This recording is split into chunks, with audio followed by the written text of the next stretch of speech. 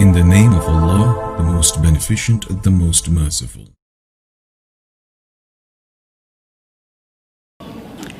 I remember my first Ramadan. It was in 2009, and I actually learned on the very first day of Ramadan how to pray, even though I had converted 2 months before Ramadan.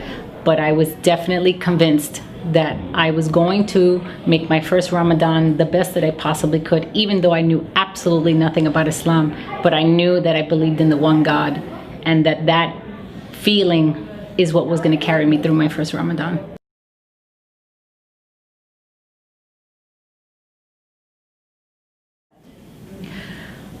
My family, it took them some time to accept my conversion to Islam. First and foremost, my parents are divorced. My father is a born-again Christian pastor in Florida. So I actually didn't tell him for almost a year because I was just so nervous of what his reaction was going to be. So I slowly gave him subtle hints on that. Clearly, I wasn't celebrating the Christian holidays anymore. My brother initially took it really hard because he just felt he was losing not only me, but he was losing Christmas with me. And also due to his lack of knowledge. But as I sat with him and educated him more about Islam, he was more accepting about it. And I also made such a great effort to still have somewhat of a nice family gathering during the time that they celebrate their holidays.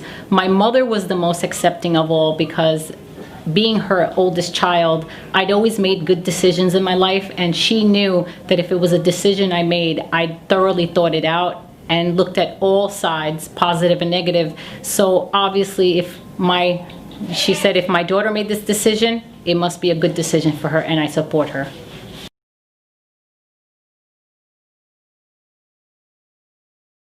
The advice that I would give someone about Islam, depending on what their religious background is to really look at what they really feel is their relationship with God and feeling that connected relationship.